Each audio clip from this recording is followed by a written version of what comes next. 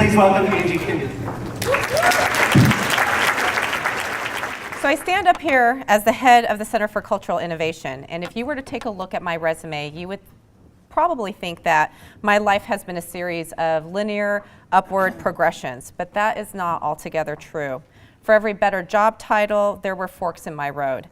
Sometimes I chose the better paying job and a bigger title, but other times I deliberately chose paths that seemed counter to very probably predictable professional advancement.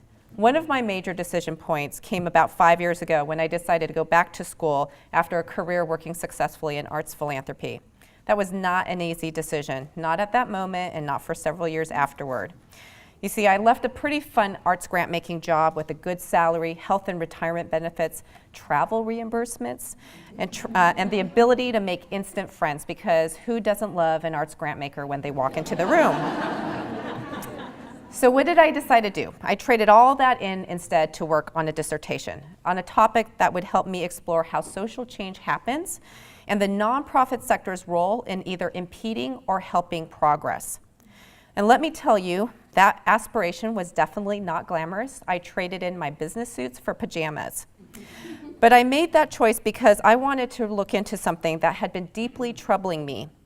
At that point, I had spent 15 years in organized philanthropy, but I didn't actually feel like I was making a difference. Here I was working for the nonprofit sector, a sector tasked with being a safety net and a public good. But I actually felt that I was inadvertently part of the problem. I didn't actually see how I was actually supporting systems change when it comes to income equality, redistributions of wealth and power, and environmental sustainability. So fast forward, a lot has happened since then, and here I am now at CCI. And because of my new lens, our work has expanded to be not only about helping artists achieve sustainability, which is core to who we are and always will be, but it also now includes work toward unfettering artists' productivity as artist citizens. If there's one thing that a Trump administration enables, it's finally being understood by others for why CCI is championing artist strategies as part of larger solutions for social change. This past year, CCI undertook a national research effort to understand what has been changing in how artists are supported in their work. And this resulted in a research report, which is downloadable for free on our website called Creativity Connects. The report describes a number of things that are shifting, and there are two that I want to call out here that are trends that are not only affecting artists and the arts, but all sectors in the entirety of the US, whether you're in the health sector or the arts sector, in proprietary or government sectors. These are changes that so far, as a field in the arts, we haven't been talking about, not until now. The first change that I want to talk about is disruptions taking place because of demographic changes. If you took a look at the readings on our Future Arts Forward website on the CCI page, you would have learned that the origin story of the US nonprofit art system is rooted in proliferating Western European hegemony. You should imagine that in the early 20th century, when lowbrow art forms were very popular, such as vaudeville, there was a desire to create an elite class distinguished not only for their money, but for their high art Western European cultural identity. These elites became our early American philanthropists, establishing fine arts institutions all across America. I'm sure you've been to one. The desire to civilize the US through proliferating a Western European canon resulted in professionalizing the arts in a way that we know now. This ensured that only those with academic training and the right credentials would be legitimated as an artist. What resulted has been a hugely successful, unparalleled nonprofit art system, one in which I have personally benefited as an art historian, museum employee, and a gallerist. But what we're inheriting also is an art sector, whether commercial or nonprofit, that prioritizes art and artists from primarily one cultural point of view. More than ever, the art sector has become out of touch in a world of significant shifting demographics. So today, we get to ask ourselves, if this art sector is but an empty vessel, an instrument, a platform, how would we rewrite and reconsider who is in and who is out? What will look differently if we transform this sector to no longer be as exclusionary as it has historically been? What would it look like instead to have different cultural expressions be supported comprehensively so as to create a new, uniquely American arts and culture sector? In essence, we get to ask ourselves today, what needs to change and how do we go about making this change? The second disruption that I want to talk about that is described in this report has to do with shifting generational perspectives. Personally, I identify as a Gen Xer. I grew up as a latchkey kid. I witnessed the Challenger disaster, and I'm the first generation who looks at student debt as a lifetime obligation. Consequently, I'm part of the generation that has become skeptical of institutions, yet I'm still loyal and beholden to them because I've benefited from them. What our Creativity Connects research shows is that younger generations are demonstrating that they are just not as loyal to existing systems and institutions. Technology has a lot to do with it. Technology has, for the first time, enabled creatives of all types to not depend on traditional institutions for funding or employment. For instance, young artist collectives raise funds online than through traditional grant writing to foundations. Visual artists are rejecting commercial gallery representation to use online platforms that enable them to go direct to consumer and cut out expensive middlemen. Young artists are also frustrated by applications that force them to check only one discipline box and ignore their varied ways of working, their multiple interests, and pluralistic identities. In addition, we are all more cause-motivated and desirous for social impact. CCI has a grant program in Los Angeles called the Creative Economic Development Fund, and this is about supporting artists working in a triple bottom line kind of way. And our definition of triple bottom line is artists pursuing artistic practice for a social impact using commercial business model strategies. And one of our grantees shared that this was her first arts grant ever in which she felt that her political and cultural identities were actually competitive assets and not just confined to talking about her art in isolation to all those other factors. I am absolutely glad that the nonprofit sector funds artists to pursue artistic practices, especially those that don't have commercial demand. And CCI will continue to fight to keep those opportunities flowing. But right now the problem is that there is no systemic support for artists to be citizens, to work outside the arts sector and as activists. There are, for instance, no funds to forgive art student loans, which disproportionately affect artists of color, which therefore is a huge silencer of their voice. Or for legal defense of artists who participate in civil disobedience, which we need right now.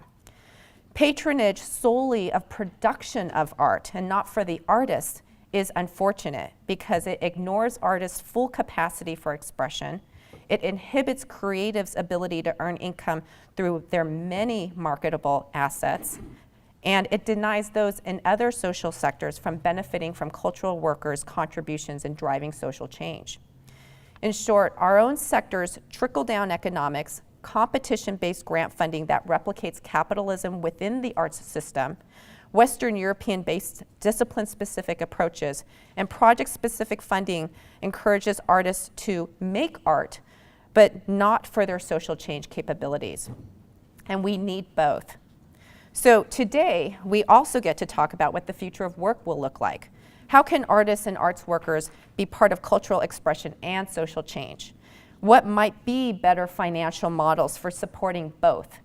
Who are the future patrons, donors, consumers, contractors, and buyers for all our marketable abilities? How can the entirety of the creative labor workforce be unfettered? Ultimately, today you get to ask ourselves, what are your ambitions and how will we get there? I acknowledge that when it comes to human rights, freedom of expression, closing the gulf between the haves and the have-nots, and celebrating the various and diverse American cultural identities, we've just taken a major step back this past Friday. Right now, there are explicit threats of defunding the National Endowment for the Arts and National Endowment for the Humanities, which will have huge ripple effects throughout every community in America. For all those who voted for Trump because of a feeling of being left behind by the major institutions and the powers that be, the arts sector actually has been complicit in creating the very conditions that led to this populist referendum. We cannot meet the threats that are coming by only fighting to protect the arts. Now is the right moment to find common cause with other movements that we share interests with. Fair wages, workers' rights, redistribution of opportunities and income, housing, health, and education. So we have a choice. Change is a-coming. Are we going to shape a future that is supportive of all, or are we going to use our inherited arts sector to simply make more colorful the elite class? This is a big task because the organizations and platforms to work across sector in common cause with the arts, those haven't been invented yet. For those of you who want to help shape the arts to be more reflective of the diaspora of American cultural identities and to shape it to be more equal, equitable, and fair, this is actually a great time to be an artist, a creative, and part of the creative labor workforce. Not only are creatives of all types already engaged in ways that go outside of the artist studio box, but there are growing markets and demands by those outside of our sector for artist contributions in economic and community development, transportation, health, technology, science, and education. And because of significant demographic and generational changes, the groundwork is being laid right now for activating change. So this is a great moment. I know that sounds really strange right now, but it's a great moment because everyone is restless and no one is satisfied with the status quo. So in short, 3 things that I'll leave you with. We need to fight to protect the already existing institutions and infrastructures that enable so much creative expression to happen. But we also need to redress the legacy of exclusion and elitism within our own arts sector. And we need to invent new entities and ways of working that de-silo our efforts and reach more people and more diverse people, especially in suburban and rural areas of the country, those in middle America, those without the same kinds of family upbringing, education, and income levels, and those with opposing political points of view. I told you that my personal and professional paths were not linear ones.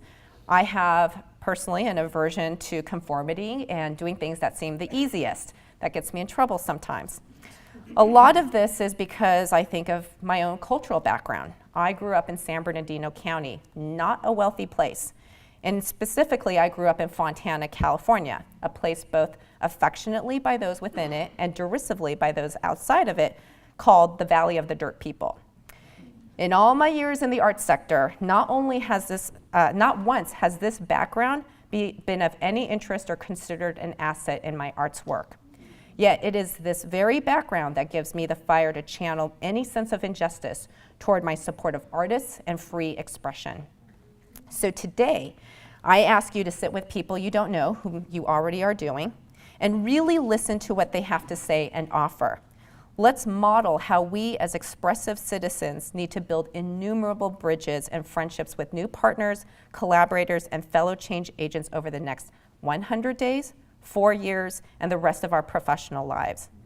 Exchange emails and numbers and commit to sitting down together even after this convening.